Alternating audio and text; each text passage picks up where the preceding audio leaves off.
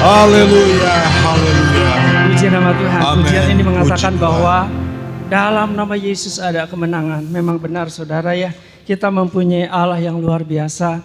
Allah yang sudah menjadi manusia itu sebagai contoh gambaran daripada diri Allah ya. Berarti sikap kita pun seperti yang dicontohkan oleh Tuhan Yesus memang berat saudara. Tetapi kita belajar Roh Kudus yang dapat membantukan di dalam setiap kehidupan kita. Kemudian juga kita harus bersyukur kepada Tuhan. Karena apa yang diperbuat Tuhan itu baik adanya. Firman Tuhan mengatakan di dalam Mazmur 118 mengatakan bersyukurlah kepada Tuhan sebab ia baik bahwasanya untuk selama-lamanya. Tuhan yang kita sembah itu adalah Tuhan yang baik. Oleh sebab itu patutlah kita bersyukur. Segala puji syukur Amen. hanya Amen. bagimu Tuhan. Haleluya. Amin. Kita nyanyi dengan sorak-sorai segala puji syukur.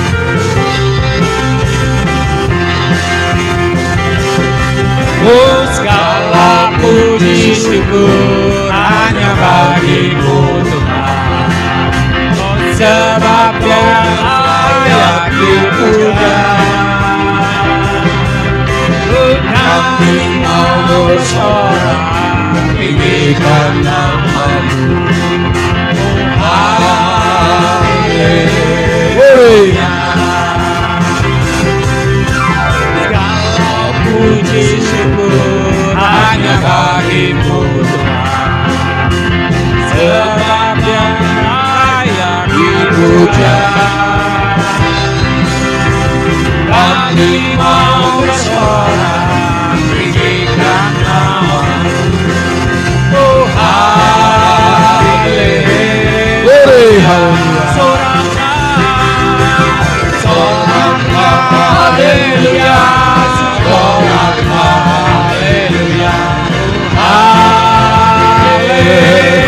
haleluya,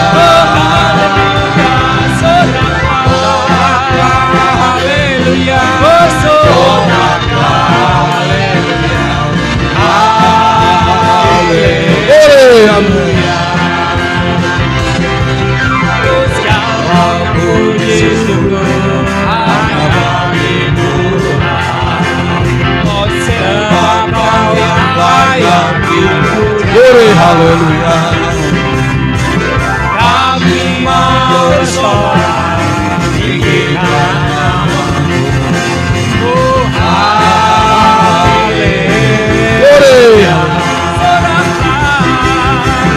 Soraklah haleluya.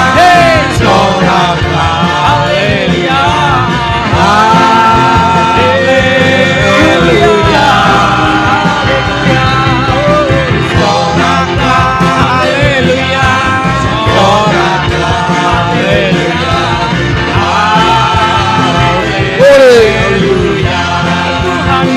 Tuhan menetapkan langkah-langkah orang yang hidupnya berkenan kepadanya.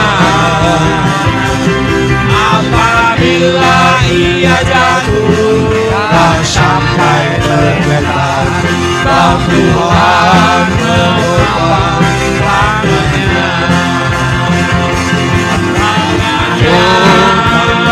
Oh tangannya, sebab Tuhan menopang tangannya. Apabila ia jatuh tak sampai tergeletak, sebab Tuhan menopang tangannya.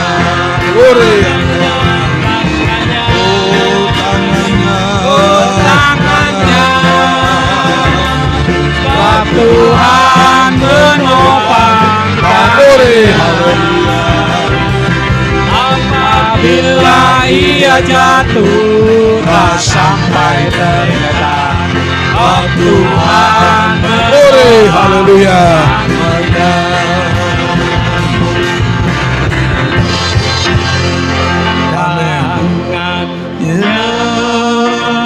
Amin.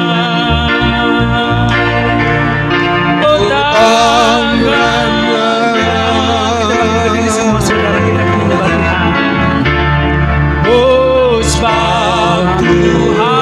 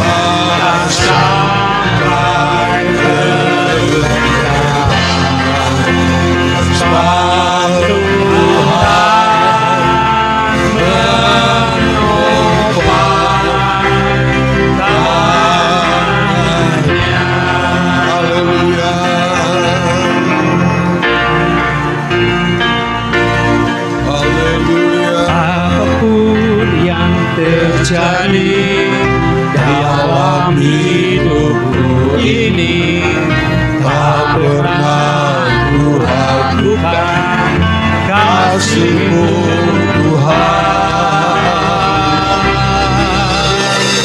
Lewat gunung yang tinggi, dalam lembah yang curam, tak pernah ku ragukan janji-Mu Tuhan. Berikan iman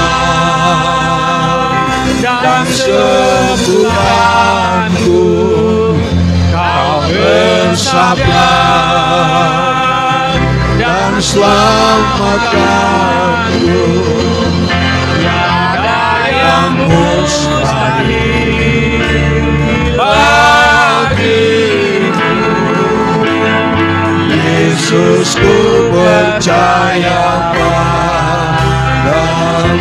Haleluya,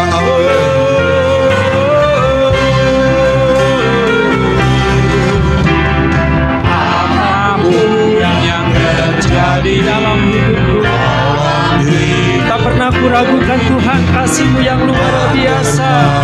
ku ragukan Oh kasih-Mu Tuhan. Lewat gunung yang tinggi, dalam lembah yang curam, tak pernah ku ragukan janji-Mu. janji-Mu Tuhan. Kau firman dan sembuhkan. Kau bersabda dan selamatkanku. Tiada yang mustahil bagimu, Yesus ku percaya. Yesus, ku percaya Tuhan. Haleluya, haleluya. Berfirman dan sembuhkanku. Kau bersabda, haleluya, dan selamatkanku. Tiada yang mustahil bagimu. Amin, amin. Yesus, ku percaya glory, berfirman dan sembuhkanku. Kau Bersabda dan selamatkan. Tiada yang mustahil bagimu. Tiada yang mustahil Amin. bagimu. Yesus ku percaya. Yesus, ku percaya padamu.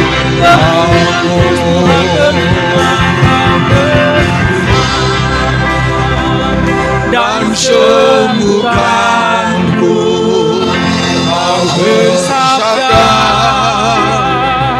dan selamatkanku.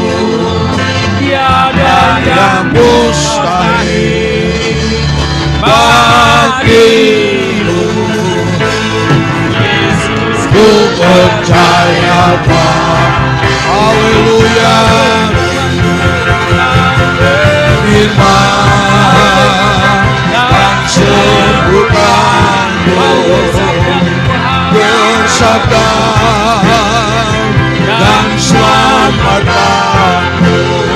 Tiada yang mustahil bagimu.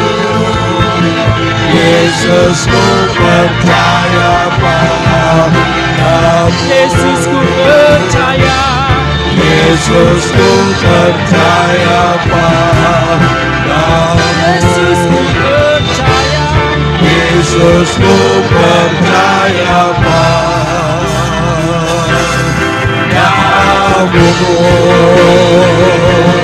Oh, haleluya. Haleluya. Haleluya.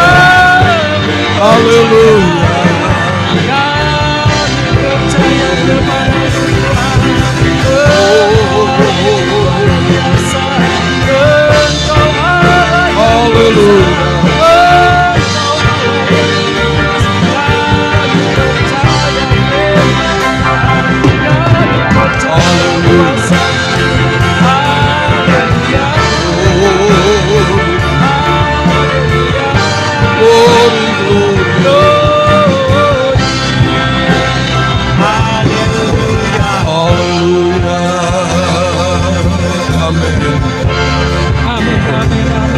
Dengan hormat nanti Ibu Subiono yang pimpin kita di dalam doa. Kau berfirman. Kau berfirman. Ibu Subiono yang pimpin. Dan bukanku kau bersabda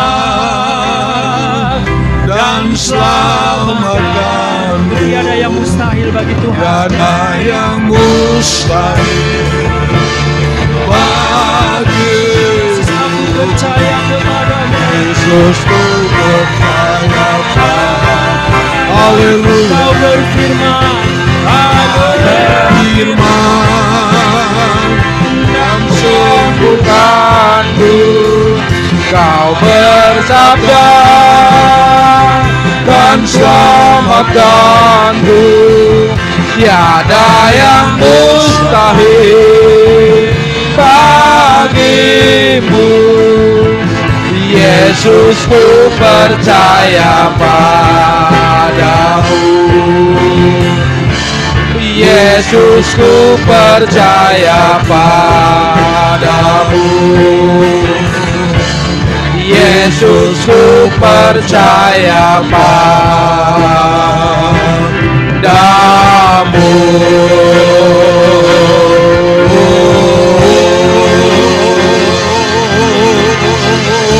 Haleluya. Glory, haleluya.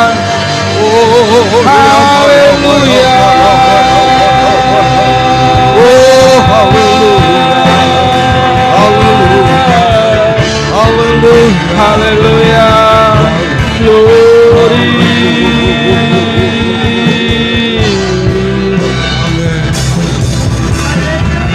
Glory, haleluya. Amin. Terima kasih Tuhan. Amin. Haleluya. Segala puji dan Glory, syukur dan haleluya. hormat dan kemuliaan kami persembahkan hanya kepada-Mu ya Bapa. Pagi yang indah Amin, ini Tuhan, haleluya. kami boleh datang kembali Glory, haleluya. Tuhan. Bukan karena kami kebiasaan Tuhan, tetapi kami sangat mengasihi Engkau. Kami sangat mencintai-Mu, kami sangat merindukan Engkau Tuhan. Karena Engkaulah Allah satu-satunya di dunia ini yang patut kami sembah dan kami agungkan tinggi ya Bapa. Terpujilah akan nama-Mu Tuhan, terpujilah akan Engkau Yesus. Terpujilah akan kuasa Roh Kudus-Mu ya Bapa di sorga. Kami boleh bersyukur pada pagi yang indah ini Tuhan. Kami boleh mengasihi-Mu, mencintai-Mu dan menyayangi-Mu Tuhan.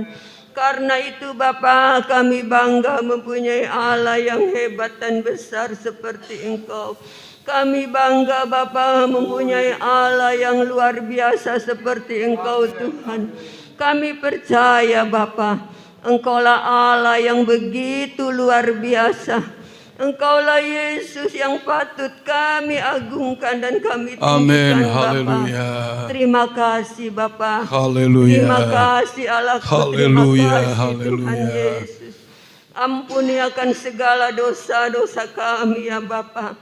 Terpujilah namamu, Engkau akan menyertai hidup Amin. kami selamanya Haleluya. Tuhan. Berikan Puji kepada kami namamu. hikmat, akal budi, kasih, sukacita, damai, sejahtera selalu ada dalam hidup kami ya Tuhan. Terima kasih ya Bapa di sorga. Kami bangga Bapa, kami bangga Allah. Haleluya, haleluya, haleluya Yesus. Tuhan Yesus begitu baik bagi kami Tuhan. Bapa, sebentar Tuhan, Engkau berkati hamba-Mu yang akan membawakan firman-Mu Bapa.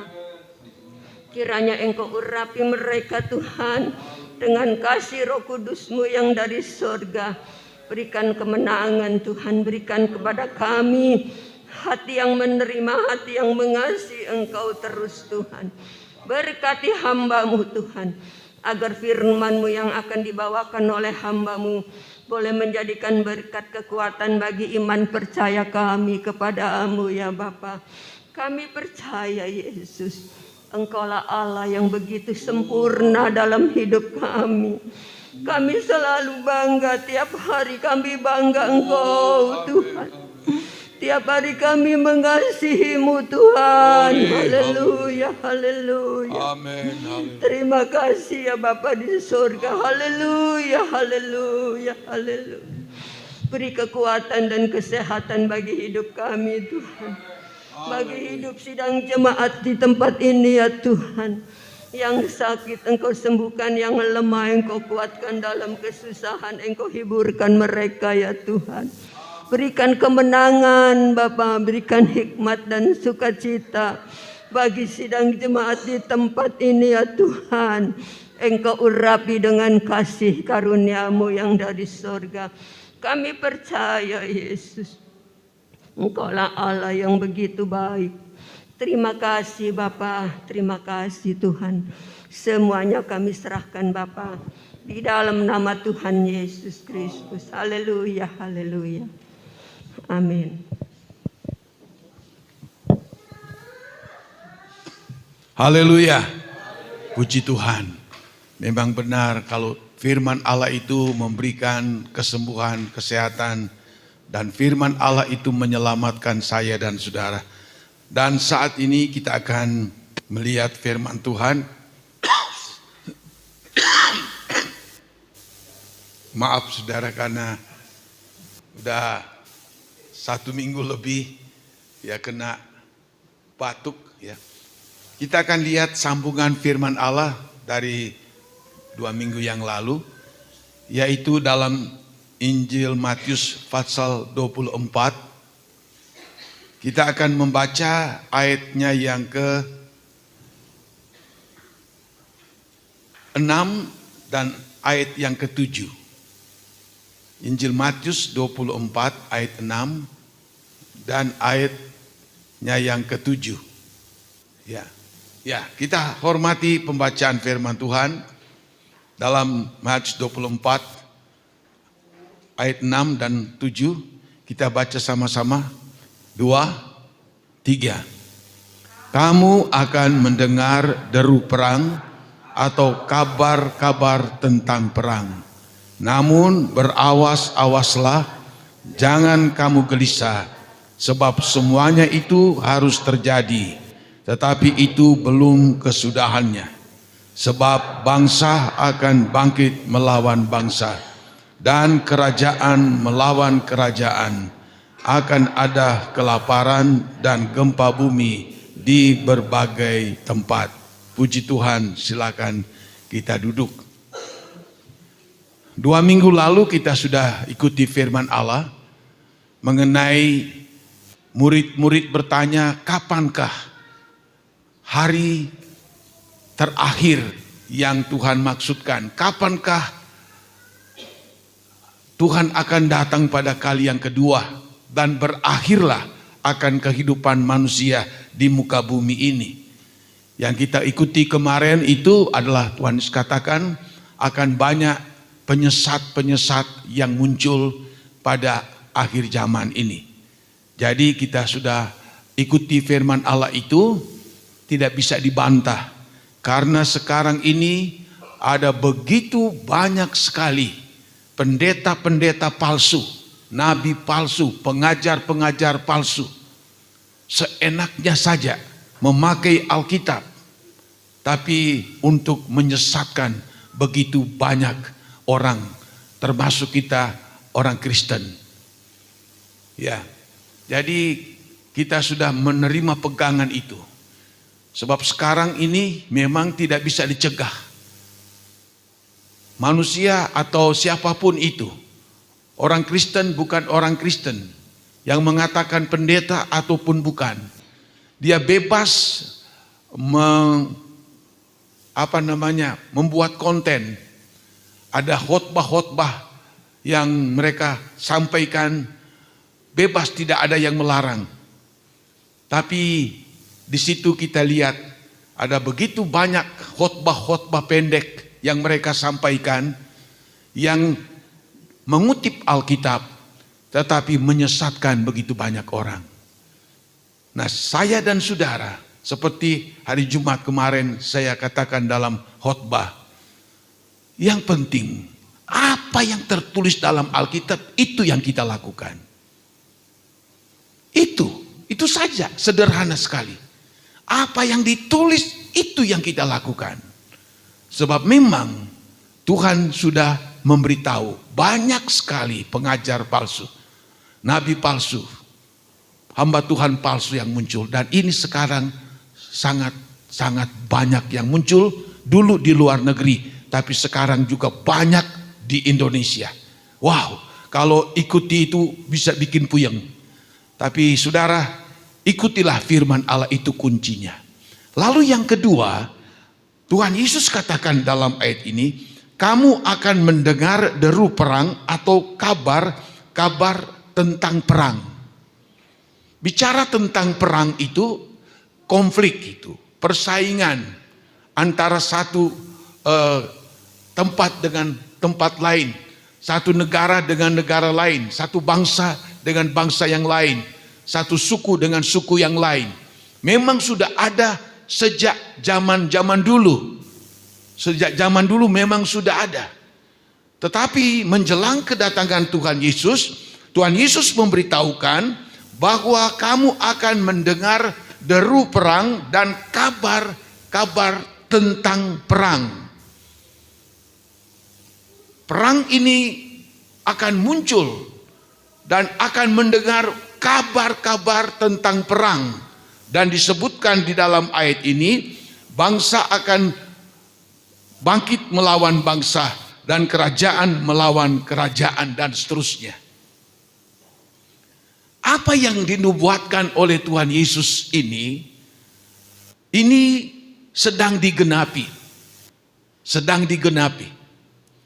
Nah, saudara-saudara, bicara tentang perang itu bukan hanya melulu soal perang antar bangsa dengan memakai senjata-senjata. Bukan.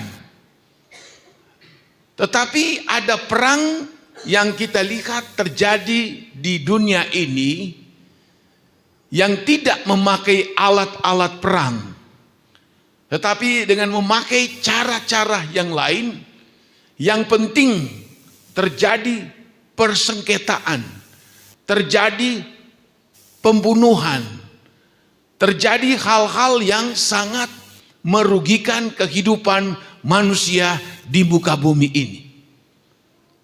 Nah, kita lihat bahwa ada perang bukan pakai alat senjata, tapi perang yang namanya disebut perang ideologi. Perang suatu kepercayaan atau suatu keyakinan yang mereka miliki.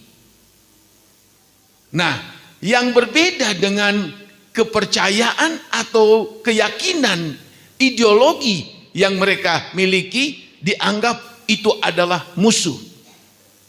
Itu yang disebut dengan perang ideologi. Kita mungkin ingat ada perang ideologi yang sangat memakan waktu yang cukup panjang, yaitu perang ideologi antara Barat dan Timur. Barat itu adalah gabungan dari Eropa dan Amerika.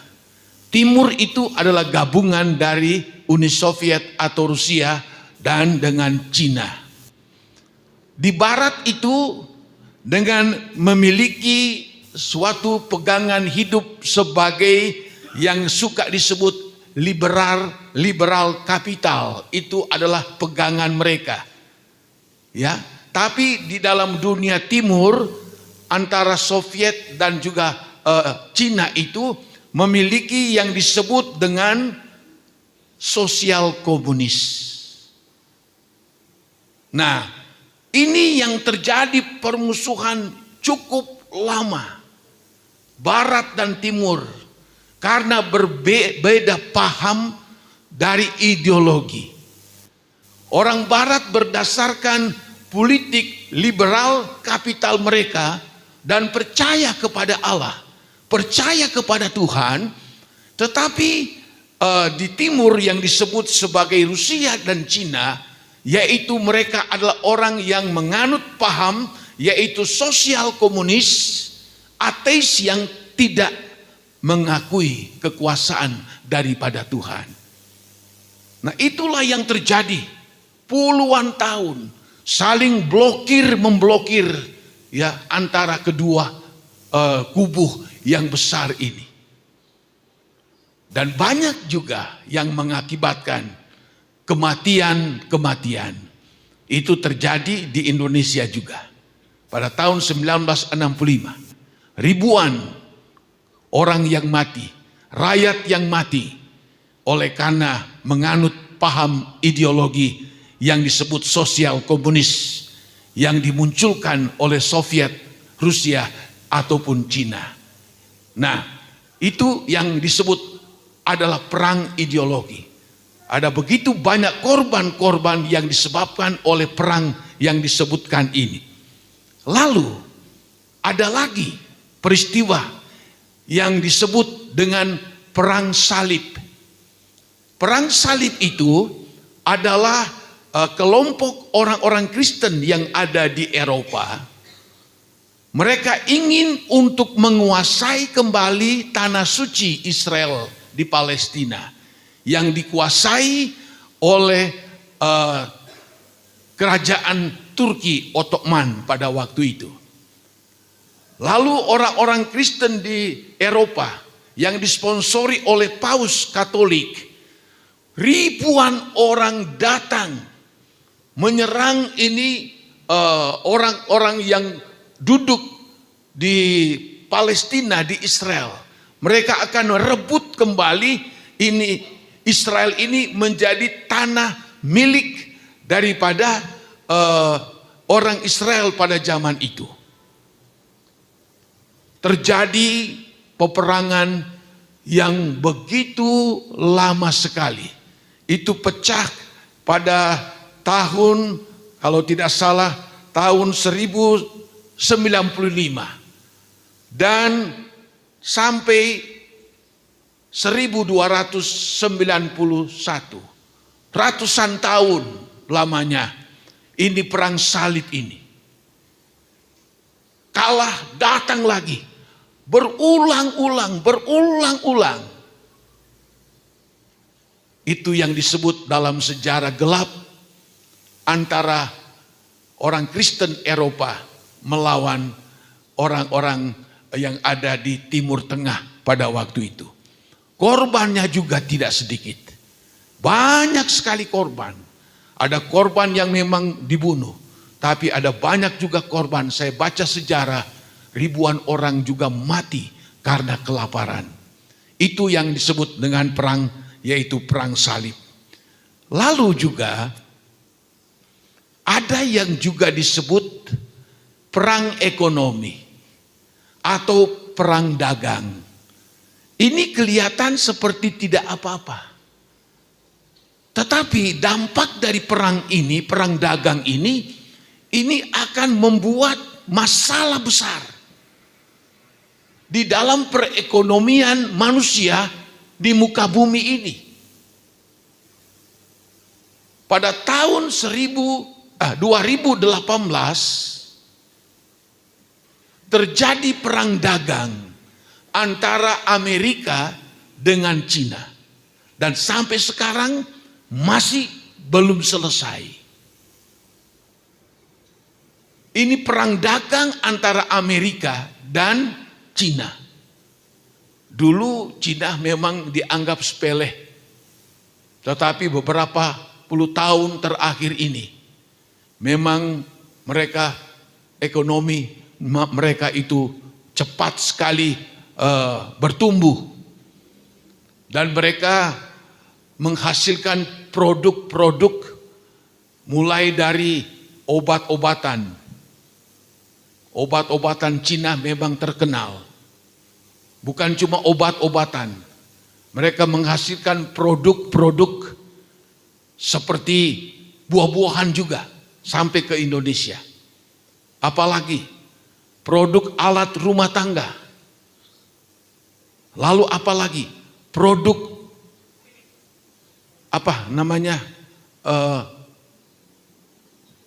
kayak kulkas begitu, elektronik.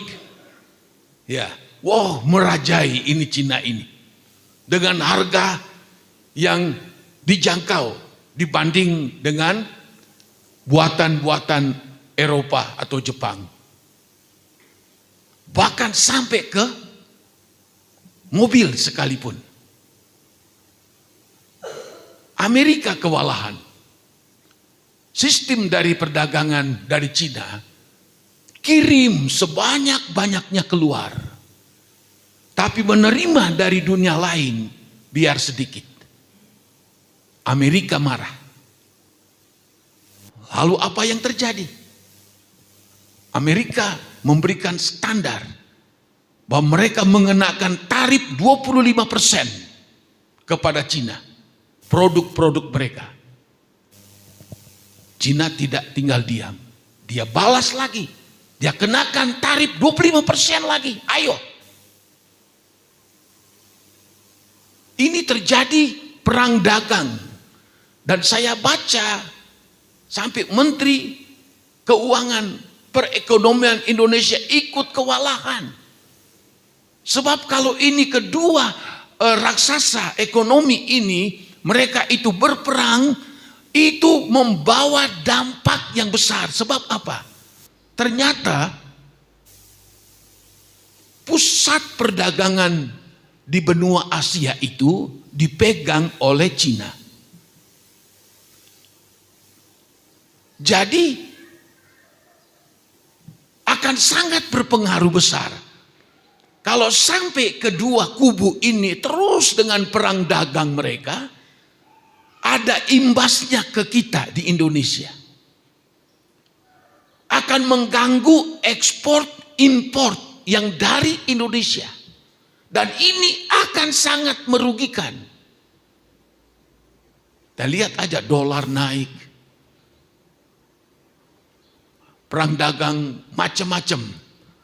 Bisa melalui minyak lah. Bisa melalui hal-hal apapun itu. Saling blok satu dengan yang lain. Istilahnya, ayo siapa yang kuat. Nah ini yang terjadi pada zaman ini.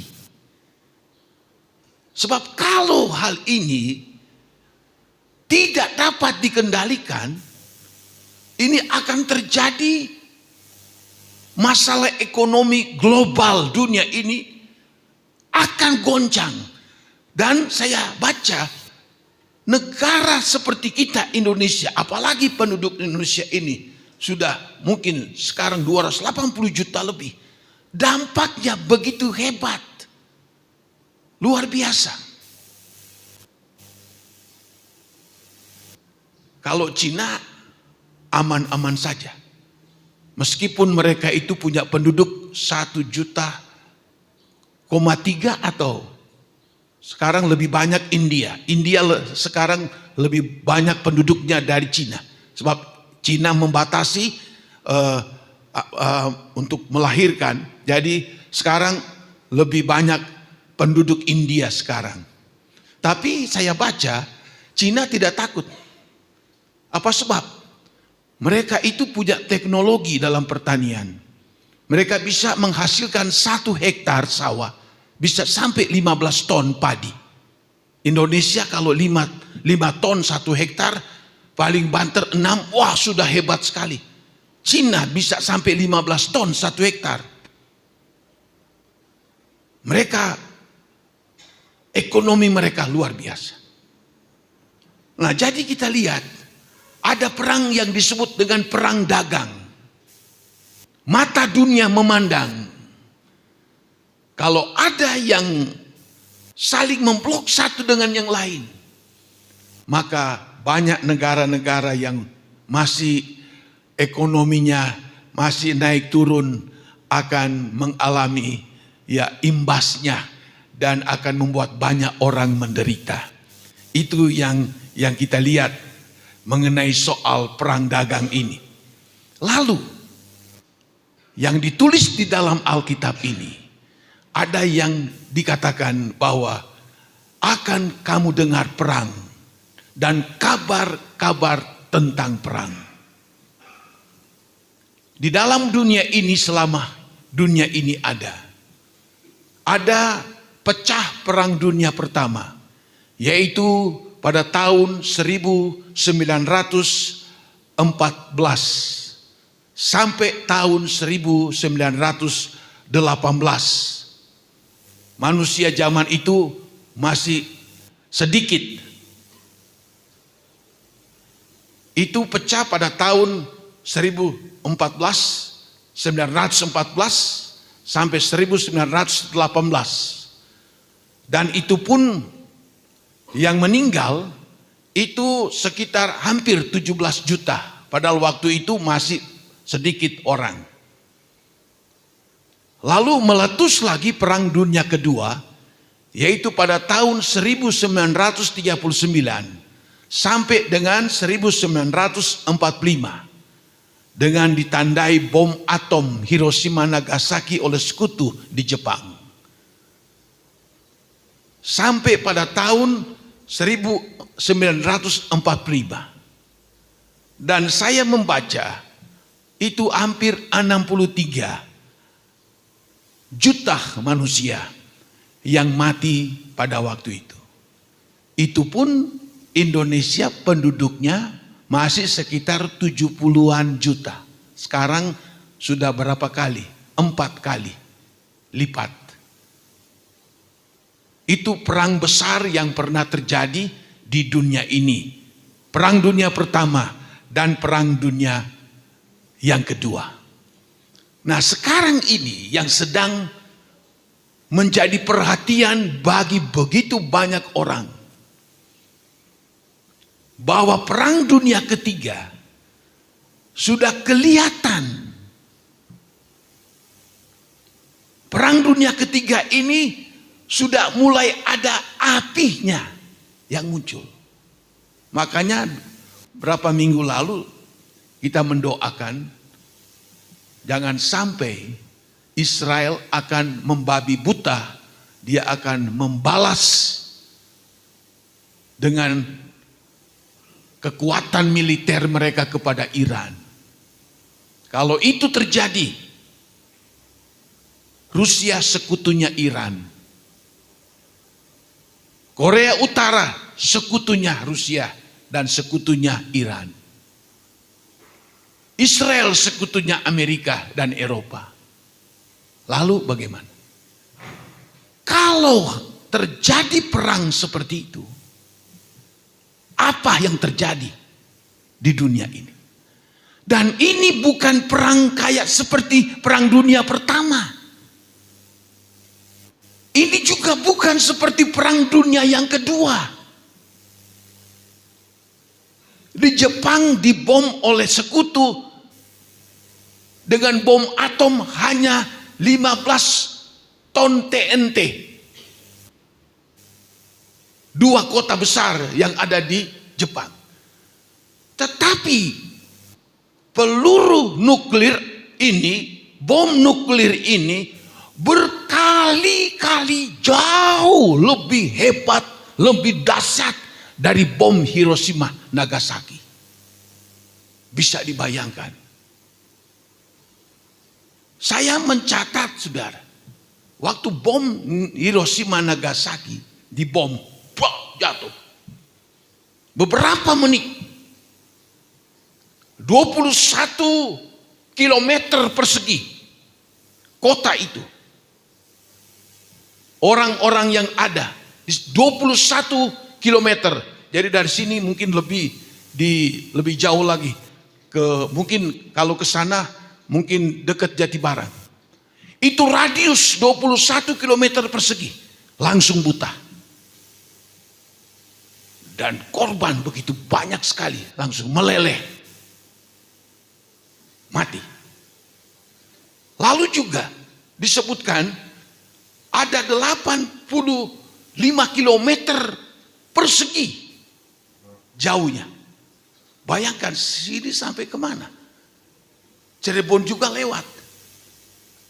Akan terjadi mata menjadi buta perlahan-perlahan.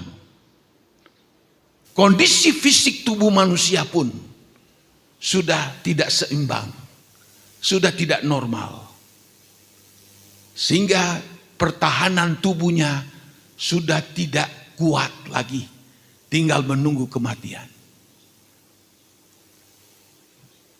Ini bom nuklir itu jauh lebih besar. Saya baca minimal 50 megaton TNT. 50 megaton TNT.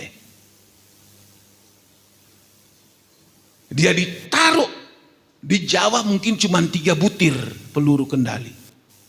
Berantakan semuanya. Sedangkan Korea Utara punya bom nuklir banyak. Rusia saya baca paling banyak. Perancis, Amerika, Israel juga sudah punya. Dan ada beberapa negara lain, Cina. Apa jadinya kalau perang ini akan terjadi? Banyak pengamat-pengamat luar negeri internasional. Mereka wanti-wanti berkata, tolong nasihatkan. Supaya Israel jangan balas. Menteri luar negeri juga Indonesia diminta, tolong kasih sampaikan kepada pemimpin-pemimpin di dunia. Di PBB dalam rapat. Supaya jangan Israel balas. Tapi tidak ada di dalam kamus. Kalau Israel telah disakiti, lalu dia diem. Tidak ada. Memang ini belum. Mudah-mudahan jangan. Tapi kalau sampai berubah, mungkin mereka sudah niat nekat. Dan ini bukan perkataan saya.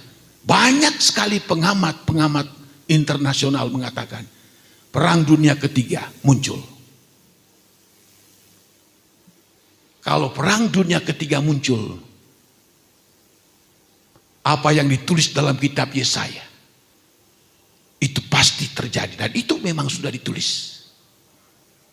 Bumi akan rusak, begitu rusak. Penduduk di dunia mati seperti ulat. Itu dalam kitab Yesaya. Wahyu pasal 6 juga ditulis seperti itu. Terjadi perang. Habis perang terjadi apa? Kelaparan. Habis kelaparan terjadi apa? Belas sampar. Dan sepertiga penduduk di bumi dalam tempo yang tidak lama mati. Itu sepertiga. Ini dunia yang sedang kita tempati sekarang. Makanya ada nyanyian dulu. Ada nyanyian berkata begini, sudahlah tentu dunia nanti akan dibinasakan, tempatnya dosa, tempatnya sumber kejahatan. Hai anak Tuhan, jangan tinggal terus di dalamnya, nanti kau kena hukum, lari dari dalamnya. Kita sedang ada di dunia yang dunia sedang menuju kepada kehancuran. Alkitab katakan, pada masa perang, harta tidak ada gunanya lagi. Saya alami perang antara pusat dan Permesta 3,5 tahun di tempat kami. Saya sudah sekolah waktu itu. 3,5 tahun. Wow, itu pertempuran yang luar biasa.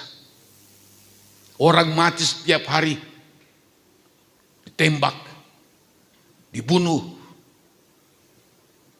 Lalu setelah itu terjadi kelaparan. Karena orang tidak bebas pergi ke kebun. Bahkan besok mau dipanen itu sawah. Malam ini sudah habis dicuri orang. Kerbau, sapi, kuda dicuri. Kacau pada zaman itu. Setelah itu belum selesai kelaparan. Terjadi belas sampar yang dinamakan penyakit malaria. Malaria itu ada berapa jenis? Ada satu penyakit malaria yang jahat, namanya penyakit malaria tropika. Itu bisa bikin edan orang. Hampir setiap hari di desa kami, kecil, ada yang mati. Kalau bukan bapak, ibu, nggak nenek, kakek, sampai ke anak-anak yang kecil. Setiap hari. Ada yang mati, ada yang mati. Memang dalam peperangan itu terjadi peperangan, lalu disusul dengan kelaparan. Lalu habis kelaparan, sementara jalan, lalu disusul dengan belas sampar atau penyakit sampar. Itulah dunia yang sedang kita jalani sekarang ini. Pengamat mengatakan perang dunia ketiga sudah di ujung tanduk.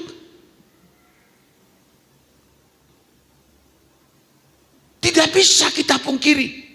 Sekarang manusia bisa lihat peristiwa yang terjadi baru saja tadi pagi. Bisa langsung diakses ke seluruh dunia ini. Bisa semua orang lihat. Kalau kita renungkan ini, kita sudah diberitahu oleh firman Tuhan, keadaan dunia ini nanti akan hancur lebur adanya. Makanya dalam Alkitab berkali-kali dikatakan, jangan engkau mencintai akan dunia ini dengan apa yang ada di dalamnya. Jangan engkau dikuasai oleh keinginan-keinginan dagingmu. Jangan dikuasai oleh keinginan-keinginan matamu. Jangan dikuasai oleh keangkuhan-keangkuhan hidupmu. Itu kata firman Tuhan. Orang yang mengasihi dunia, maka kasih Allah tidak ada pada orang tersebut. Pertanyaannya, kalau ini terjadi kita mati, kita mau kemana? Kalau selama kita hidup kita mengasihi dunia, mengasihi segala kejahatan dosa, perbuatan-perbuatan yang tidak menyenangkan hati Tuhan. Kita dikuasai oleh keinginan-keinginan daging, dikuasai oleh keinginan-keinginan mata dan keangkuhan hidup. Mau dibawa di mana kita kalau sampai terjadi ini? Mati itu sepele orang mati. Ada orang duduk bisa mati. Tempat tidur mati. Jalan bisa mati. Kematian datang dengan berbagai banyak cara. Masalahnya, kalau kematian itu tiba, apa apakah kita benar-benar hidup menyenangkan Tuhan, mengasihi Tuhan, dengan sungguh-sungguh hati melakukan firman Allah.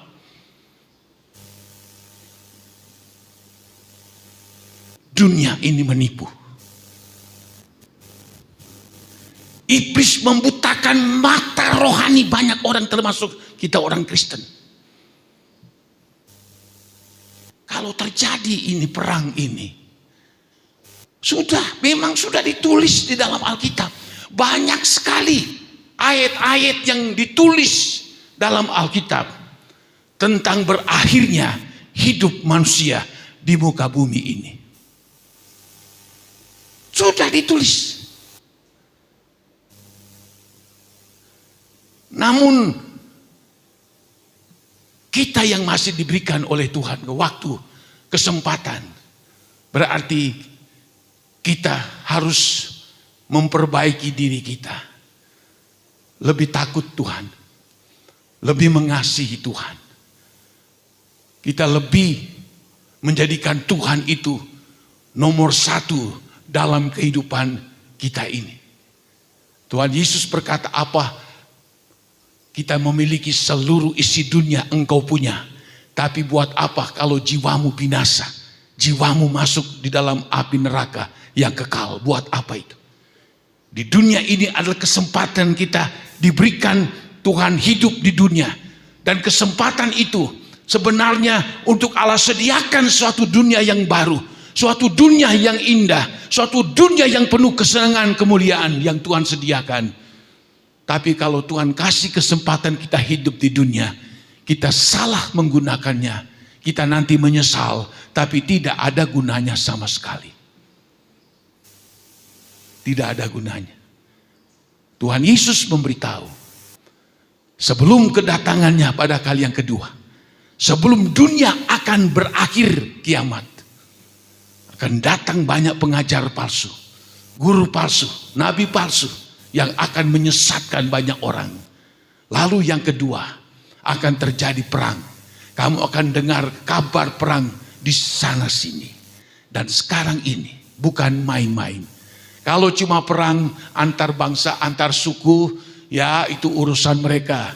Seperti di Afrika, banyak antar suku saling berantem. Ada juga ya beberapa negara yang lagi konflik. Ya, negara ini konflik dengan negara ini, ya itu tidak begitu. Tapi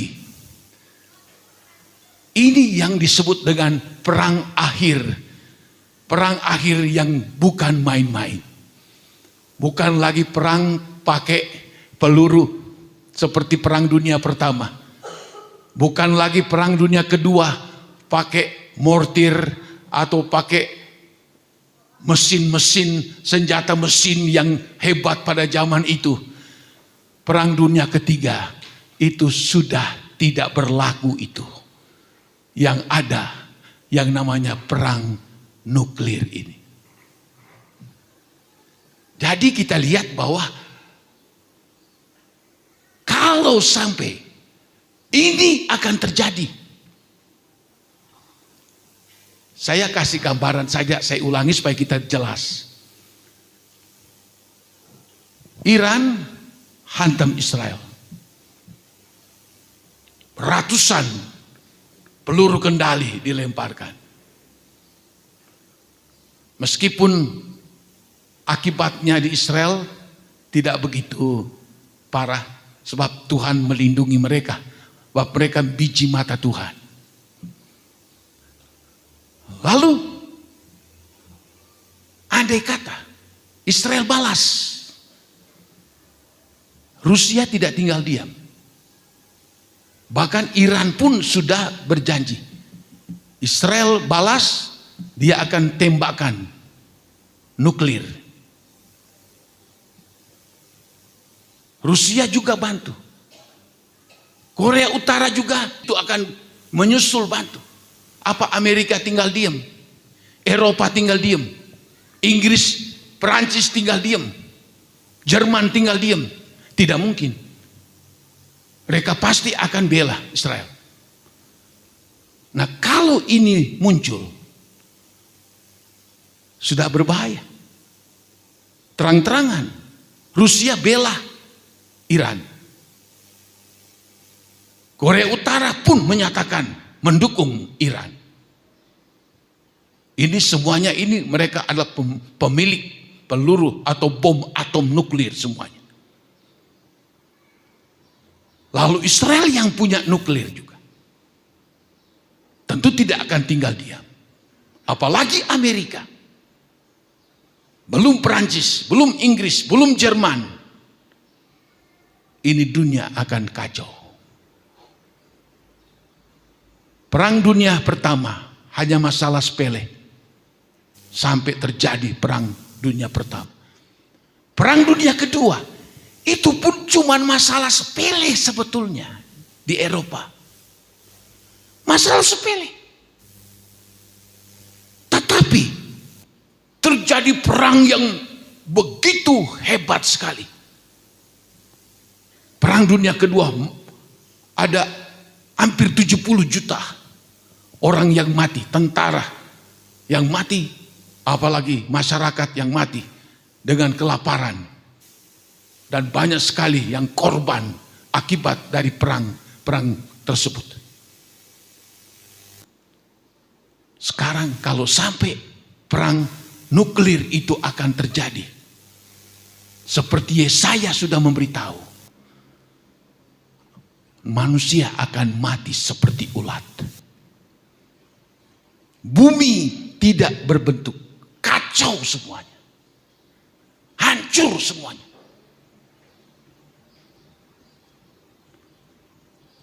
Nah, saudara-saudara,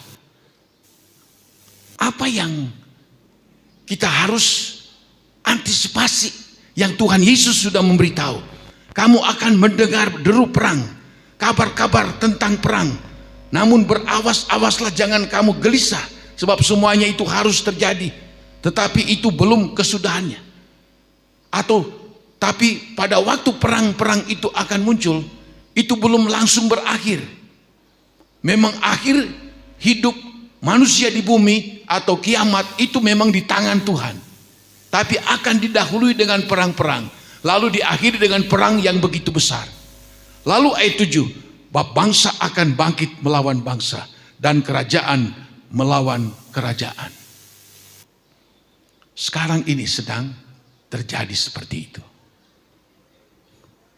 Untuk saya dan saudara, apa yang harus kita lakukan dalam hidup ini? Boleh kita kerja, boleh kita cari uang, boleh kita berbisnis, tapi jangan kita tenggelam dalam bisnis kita. Jangan kita terfokus kepada semua usaha pekerjaan kita, lalu keselamatan itu kita abaikan. Mendekatkan diri kepada Tuhan itu kita abaikan. Berusahalah, bekerjalah. Lakukanlah sesuai dengan pekerjaanmu, talenta-talentamu. Tetapi jadikan Tuhan itu nomor 1 di dalam kehidupanmu. Jadikan Tuhan itu segala-galanya dalam kehidupan saya dan saudara. Andai kata dunia hancur sekalipun seperti ulat manusia mati. Dan memang kita satu kali akan mati. Tetapi Tuhan Yesus katakan, jikalau kamu percaya kepadaku, meskipun kamu mati, tetapi kamu akan hidup. Kematian bagi orang percaya sama Tuhan, itu hanya berpindah tempat dari dunia yang fana ini, berpindah kepada suatu kehidupan yang abadi bersama dengan Tuhan. Jadi kita soal mati itu urusan Tuhan. Mati itu ya tidak begitu, sebab memang manusia sudah pasti akan mati. Tapi ini masalahnya, kalau manusia mati, mau di manakah ia? Ayub pasal 14. Di situ dikatakan begini. Kalau pohon itu dipotong, maka kalau hujan turun, pohon yang dipotong itu masih bisa tumbuh tunas-tunas yang baru. Itu katanya. Tapi kalau manusia mati, katanya, mau kemana ia? Mau pergi kemana dia kalau mati? Pertanyaan. Lebih mudah pohon kalau dipotong nanti juga bisa bertunas. Tapi kalau manusia mati, dan kalau dia mati itu, dia mau pergi kemana? Mau pergi ke sorga atau pergi ke neraka? Dalam kitab Ayub 14 saudara baca itu. Mari kita saudara mengiring Tuhan. Jangan main-main untuk zaman sekarang. Sebab apa? Nubuatan-nubuatan di dalam Matius 24 ini. Bahkan di dalam Lukas 17, Markus pasal 13, dan banyak ayat-ayat lagi dalam Alkitab. Lukas 21 sekarang sedang digenapi. Sekarang sedang digenapi. Tinggal bagaimana kita. Ya. Kalau kita betul-betul menjadikan Tuhan sebagai Tuhan yang menyelamatkan saya, maka kita akan lebih sungguh-sungguh mencari Dia.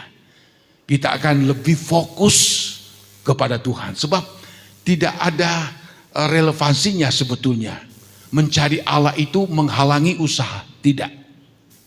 Tuhan tahu. Makanya ada pagi, ada siang, ada sore, ada malam. Ada malam dan ada siang. Tuhan sudah atur begitu rupa. Waktu siang kita bekerja berusaha. Waktu malam kita beristirahat. Memang sudah diatur oleh Tuhan seperti itu. Nah, karena manusia sudah jatuh di dalam dosa, seharusnya manusia binasa. Harus masuk di dalam neraka yang kekal. Tapi Dia utus anaknya yang tunggal Yesus datang. Menjadi tumbal. Membayar dosa-dosa manusia yang dilakukan. Maka kematian Yesus membebaskan kita dari api neraka itu. Membebaskan kita dari maut. Namun, apa tugas kita? Kita tidak berkata, oh saya sudah orang Kristen, keluarga Kristen, saya pasti masuk surga. Tidak mungkin. Tidak mungkin. Ada proses yang harus kita lakukan. Prosesnya apa? Prosesnya sungguh-sungguh percaya kepada Tuhan. Ini, dengar baik-baik. Yang kedua apa? Kita bertobat sungguh-sungguh. Jangan timbul tenggelam. Lalu yang ketiga apa? Kita harus lahir baru. Yang lama ditinggalkan, yang baru, yang itu yang kita kerjakan. Setelah kita sudah lahir baru, apa sudah stop? Tidak. Kita mengasihi Tuhan. Mengasihi Tuhan dengan segenap hati. Bukan mengasihi dunia dan apa yang ada di dalamnya. Apa sudah mengasihi Tuhan itu sudah cukup? Tidak. Tuhan katakan apa? Jikalau betul-betul engkau mengasihi Tuhan, turutilah semua perintah Tuhan. Oh, saya mengasihi, tapi kita hanya menuruti separuh dari firman Allah. Itu bukan mengasihi. Berkali-kali firman Allah katakan, kalau engkau mengasihi Tuhan Allahmu, engkau akan menuruti perintah-perintah Tuhan, semua perintah-perintah Tuhan. Kalau sebagian engkau turuti, sebagian tidak, berarti engkau separuh mengasihi. Tuhan tidak suka orang yang setengah mengasihi Dia. Tuhan minta, kasihilah Tuhan Allahmu dengan segenap hati, jiwa, rohmu, segenap kekuatanmu. Itu yang Tuhan minta. Jadi mengasihi Tuhan. Lalu apa? Melakukan firman Tuhan.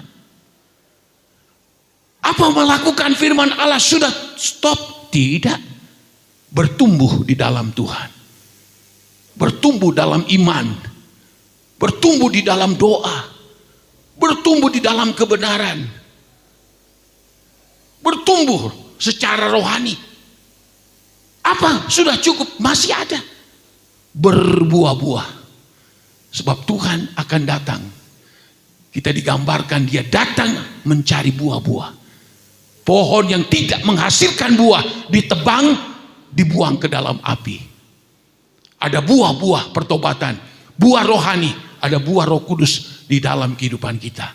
Apa sudah cukup? Masih. Alkitab katakan, sampailah kita kepada tingkat pertumbuhan yang sesuai dengan kepenuhan Kristus. Itu. Jadi ada proses. Kalau kita cuma sampai ke 1, ke 2, ke 3, itu belum. Masih ada 4, 5, 6 sampai 7. Jadi Allah ingin kita supaya betul-betul kita bukan saja kita menerima dia sebagai Tuhan dan Juru Selamat. Percaya, bertobat, lahir baru, mengasihi Tuhan, apalagi melakukan perintah Tuhan, bertumbuh, berbuah, lalu sampailah kita kepada tingkat pertumbuhan yang sesuai dengan kepenuhan Kristus. Kita tidak ada ragu lagi seperti dalam suratan 2 Petrus. Kita akan memperoleh keyakinan pasti bahwa kita masuk surga. Nah, kalau kita tidak melakukan ini, kita tidak ada keyakinan saya masuk surga enggak ya? Saya selamat apa tidak? Ya hitung saja. Kalau kita betul-betul meningkat dalam pertumbuhan rohani kita, jangan cuma asal Kristen. Kita lihat dalam Alkitab banyak sekali contoh. 5 anak darah bodoh siapa? Mereka orang Kristen, tapi mereka tertinggal. Jangan sampai kita seperti itu. Dunia sedang menuju kepada kehancuran. Semua nubuatan sedang digenapi sekarang ini.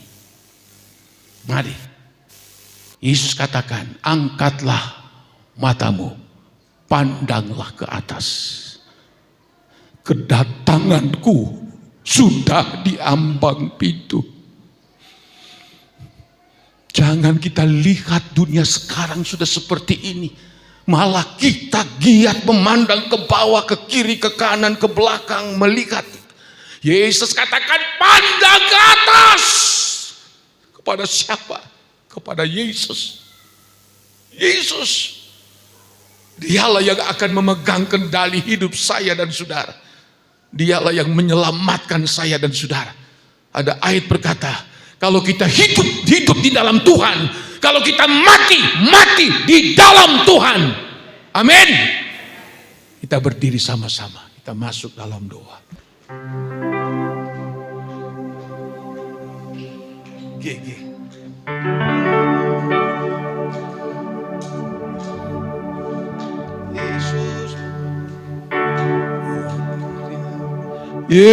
Yesus memegangku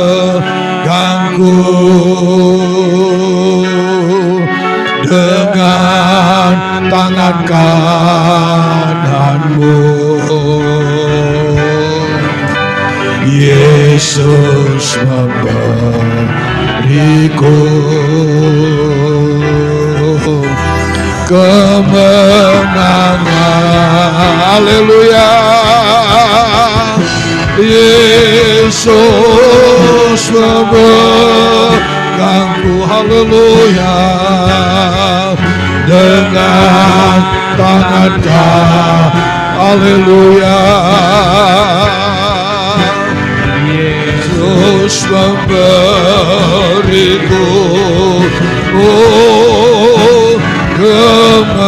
katakan, aku tidak takut, haleluya, haleluya, amin.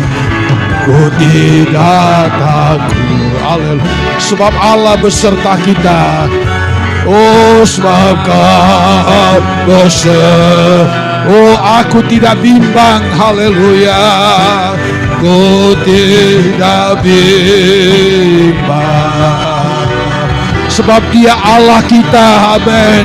Haleluya, amin.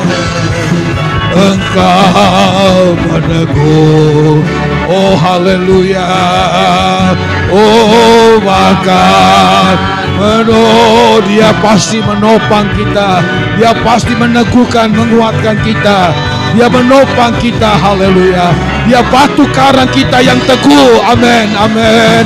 Oh Yesus, oh amin, amin, haleluya. Oh Yesus, Dia akan pegang tangan saya dan saudara dengan tangannya yang begitu kuat, amin. Dia tidak membiarkan saya dan saudara, haleluya. Yesus, Dia memberikan kita kemampuan, memberikan kita kekuatan, memberikan kita kemenangan. Abaya basakal, abaya bas. Oh Yesus, memegangku. Oh, dengan tangan-Kau, oh Engkaulah andalan kami Tuhan, Engkaulah harapan kami Tuhan, Engkaulah kekuatan kami Tuhan. Oh Tuhan Yesus, amin, amin. Oh Yesus, Bapa, oh haleluya, glory, amin, haleluya, haleluya. Glory Yesus, Bapa, Engkau memberikan kami kekuatan, kemenangan, amin. Oh haleluya, Yesus Bapa, haleluya, haleluya, amin. Nanti Ibu Ani berdoa. Oh, Yesus Bapa,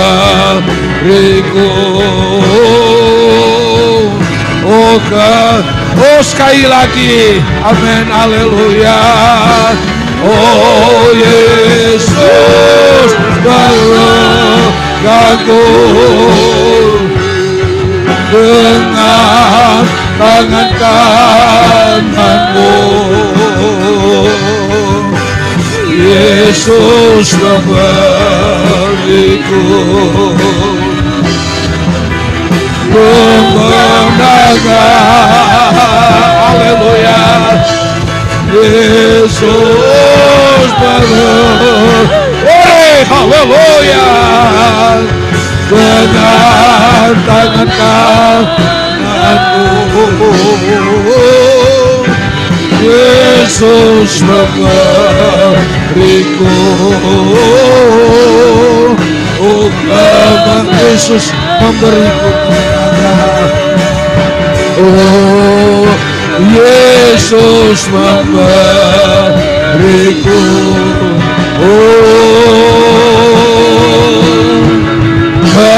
kemenangan.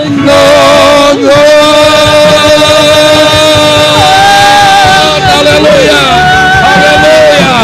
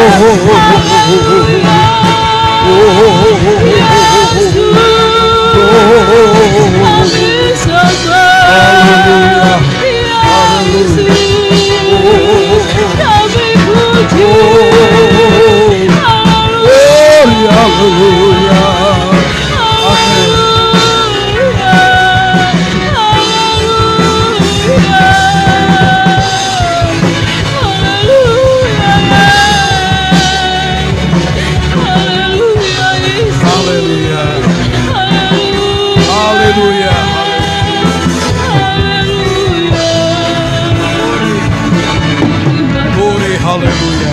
Terima kasih Yesus, terima kasih Allah Roh Kudus. Tangan-Mu yang memberi kemenangan di dalam kehidupan kami Tuhan. Bersama dengan Engkau, kami tidak takut menghadapi hidup ini Tuhan.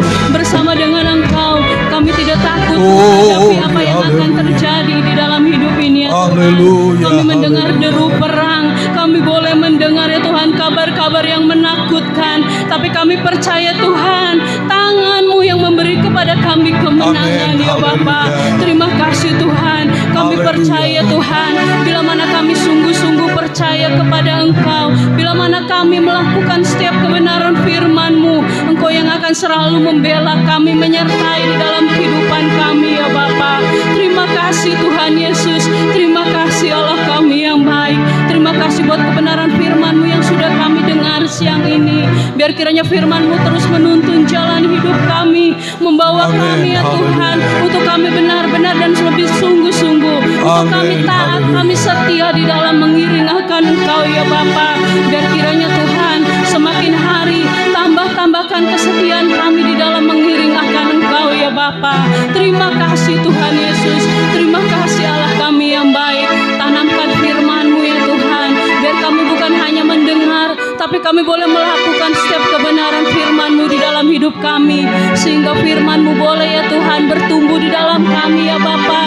Kami berbuah dan kami boleh semakin menyenangkan hati daripada Engkau ya Bapa.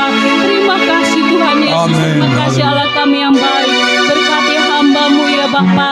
Biar kiranya Tuhan pakai lebih heran lagi. Tuhan tolong buat pelayanan hamba-Mu yang ada di tempat ini ya Bapa. Biar kiranya pelayanan yang ada di tempat ini semakin lebih lagi bertumbuh di dalam Engkau ya Bapa. Terima kasih Tuhan. Berkati seluruh sidang jemaat-Mu yang sudah mendengar, dan firman-Mu boleh menjadi rema di dalam kehidupan kami ya Bapa. Terima kasih Tuhan. Kami sudah diberkati oleh kebenaran firman-Mu, dan sebentar kami akan membawa korban persembahan. Tuhan memberkati setiap tangan-tangan yang memberi, besar kecil Tuhan balas ya Bapa sesuai dengan janji firman-Mu. Terima kasih Tuhan. Kami mengucap syukur, kami berterima kasih dalam nama Yesus. Haleluya.